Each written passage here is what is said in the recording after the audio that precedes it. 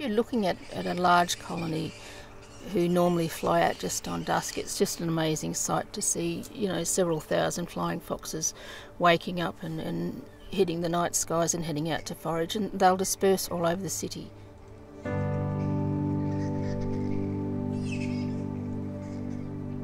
But the flyouts are just amazing, yeah. They can range from a few hundred to many thousand individuals.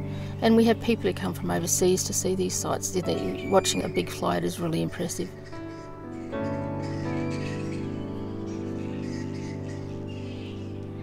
My name's Denise Wade. I've been a flying fox carer for the past 11 years.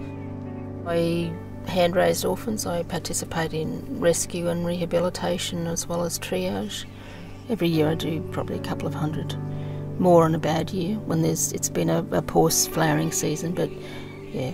And not all of them are saved. Saving doesn't mean just getting them out alive. It means that relieving them of their suffering when they're too badly injured to be rehabilitated and repatriated back to the wild.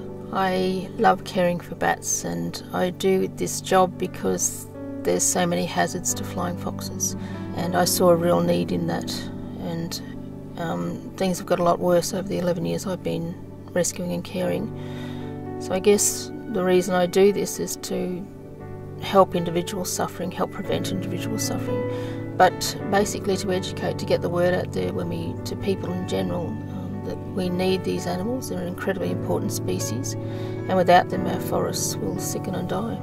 I absolutely adore the animal myself, and I adore dealing with the animal on a day-to-day basis. They're wonderful animals to care for. They're highly intelligent. They're incredibly misunderstood.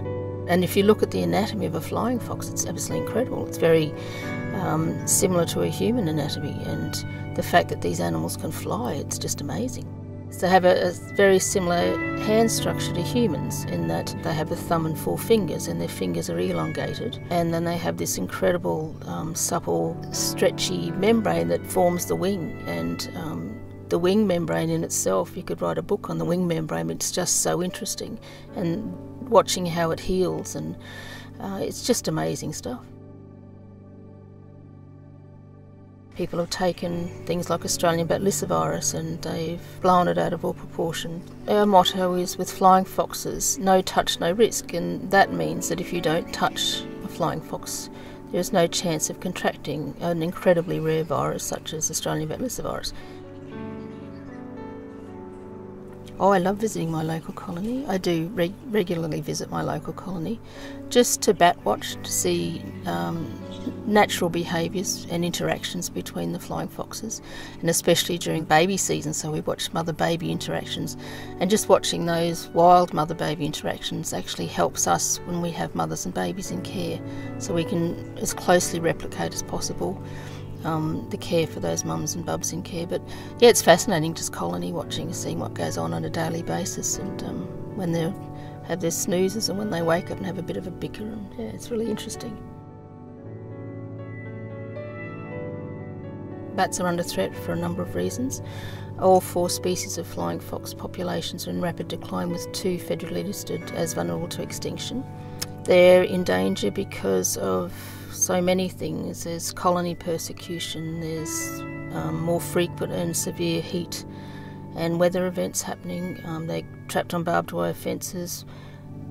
Extreme heat events are becoming more regular, and in 2014 we had a very widespread heat event that covered most of southeast Queensland.